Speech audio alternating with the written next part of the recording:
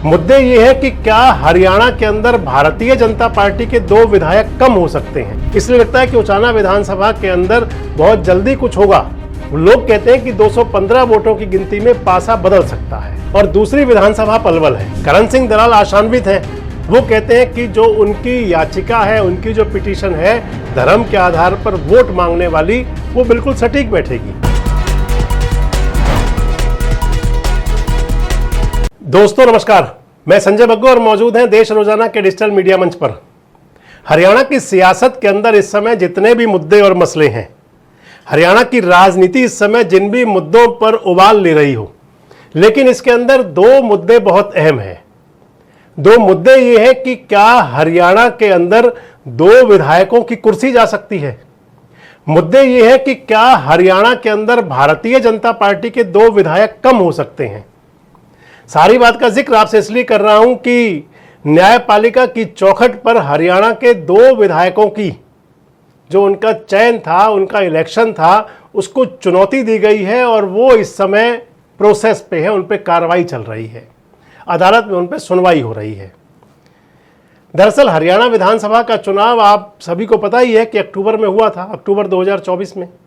5 अक्टूबर 2024 को हरियाणा विधानसभा का चुनाव हुआ था और 8 अक्टूबर 2024 को रिजल्ट आया था। जब चुनाव हुआ तो सभी उम्मीद करते थे, खासकर कांग्रेस वालों के अंदर बड़ा उत्साह था कि जैसे उनकी सरकार बनने जा रही है, हरियाणा में कांग्रेस की वो सोचते थे लहर है। लेकिन जब चुनाव परिणाम आया तो मैं कह दूंगा कि कांग्रेस औंधे मुंह गिर गई और जो भारतीय जनता पार्टी जिसके लिए कहा जाता था कि एंटी इनकम्बेंसी हो सकती है, उसने सबसे बेहतरीन प्रदर्शन करके दिखाया। 90 सदस्यीय हरियाणा की विधानसभा चुनाव का जो परिणाम रहा, उसके अंदर 48 विधायक भारतीय जनता पार्टी को मिले, 37 विधायक कांग्रेस पार्टी के हाथ में आए। इंडियन नेशनल लोकदल 2 सीटों पर चुनाव जीती और इधर अगर देखें तो इंडिपेंडेंट जो हैं वो 3 स्थानों पर 3 विधायक निर्दलीय बन गए। नुकसान जो हुआ उस चुनाव के अंदर, बीजेपी को भी फायदा हुआ, कांग्रेस को भी फायदा हुआ, इनेलो को भी फायदा हुआ। नुकसान हुआ तो इंडिपेंडेंट्स का हुआ, निर्दलीय जो पहले 7 थे अब की बार 3 रह गए। नुकसान हुआ जननायक जनता पार्टी का, जो 10 थे वो 0 पर आउट हो गए, खाता भी नहीं खुला।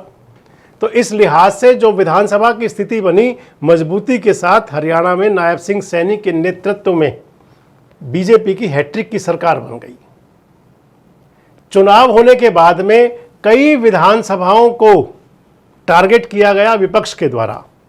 हालांकि 2-3 सीटें ऐसी भी हैं, मसलन अशोक अरोड़ा की विधानसभा थानेसर, जिसको कि सुभाष सुधा ने, बीजेपी के हारे हुए कैंडिडेट ने चुनौती दी।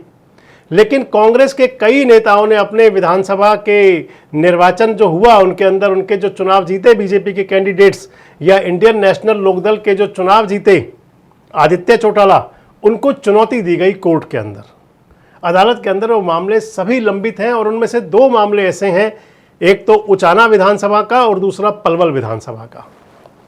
उचाना से विधायक बने थे देवेंद्र अत्री।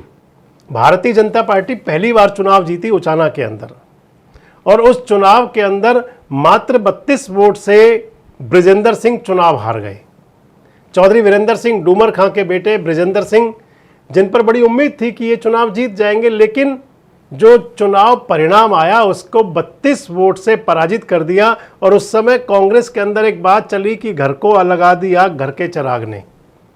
बृजेंद्र सिंह के मुकाबले 2 कांग्रेस के कैंडिडेट और खड़े हुए थे इंडिपेंडेंट होकर के, और वो दोनों कैंडिडेट 48,000 से ज़्यादा वोट ले गए। इस लिहाज से कहा गया कि कांग्रेस की स्थिति ये बनी कि घर को लग गई घर के चिराग से आग, और यहाँ बृजेंद्र सिंह 32 वोट से चुनाव हार गए। उस चुनाव के अंदर एक महत्वपूर्ण बात थी कि 215 वोटों को कैंसिल कर दिया गया था। 215 डाक वोट जो कर्मचारियों द्वारा डाक से भेजे जाते हैं, उन वोटों को इसलिए कैंसिल किया गया कि क्योंकि उनके जो ऊपर के लिफाफे थे वो स्कैन नहीं हो पा रहे थे। जबकि इलेक्शन प्रोसेस ये कहती है कि अगर हार जीत का अंतर कैंसिल्ड वोटों से कम हो तो उनकी गिनती होनी चाहिए। इसको आधार बना करके बृजेंद्र सिंह पहुंचे हरियाणा और पंजाब हाईकोर्ट के अंदर, पिटीशन डाली और उस पिटीशन को बदलाव किया। उस पिटीशन के अंदर उन्होंने कुछ चेंज किया और सोमवार को उनकी जो पिटीशन थी वो वापस दोबारा उसको संशोधित करके फिर से डाला गया और इस पिटीशन के अंदर बृजेंद्र सिंह ने मांग की कि उन 215 वोटों को गिना जाए जो कैंसिल किए गए थे। उसके बाद ये चर्चा चल पड़ी, क्योंकि 215 वोट की गिनती का अगर सिर्फ टारगेट है तो देवेंद्र अत्री को उस पर जवाब देना होगा। अभी हाल ही में 2 दिन पहले सोमवार को बृजेंद्र सिंह ने वो पिटीशन दायर की, देवेंद्र अत्री का उस पर जवाब आएगा और जवाब के बाद में उस पर बहस होगी और बहस के बाद तुरंत फैसला। इसलिए वो ऐसा लगता है कि बहुत नज़दीक का टाइम है, इसलिए लगता है कि उचाना विधानसभा के अंदर बहुत जल्दी कुछ होगा। लोग कहते हैं कि 215 वोटों की गिनती में पासा बदल सकता है, यानी कि बीजेपी के हारे हुए विधायक, जीते हुए विधायक और कांग्रेस के हारे हुए कैंडिडेट ये बदल सकते हैं एक दूसरे से। स्थिति क्या रहेगी ये समय बताएगा, लेकिन ये जरूर है कि ये हो बहुत जल्दी सकता है, इसका निर्णय बड़ा जल्दी आ सकता है। और दूसरी विधानसभा पलवल है। पलवल विधानसभा चुनाव को आप यूं देखें कि पलवल के अंदर भारतीय जनता पार्टी के कैंडिडेट थे गौरव गौतम और कांग्रेस के प्रत्याशी हुए करण सिंह दलाल। इन दोनों कैंडिडेट्स के बीच में आप माने तो राजनीतिक तजुर्बे का, उम्र का, इस सब में जमीन आसमान का फर्क था। गौरव गौतम पहली बार विधानसभा का चुनाव लड़ रहे थे, करण सिंह दलाल इससे पहले 5 बार एमएलए रह चुके थे, 7 चुनाव लड़ चुके थे, 8वां चुनाव लड़ रहे थे।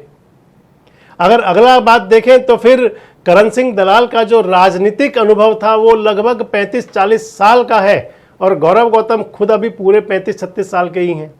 यानी कि इस चुनाव के अंदर कई बातें थी। चुनाव बड़ा रोचक हुआ, माना जाता था कि चुनाव बहुत नज़दीक का है, लेकिन रिजल्ट आया तो उसने सभी की आंखें खोल दी। 32-33 हज़ार वोटों से चुनाव जीत गए गौरव गौतम।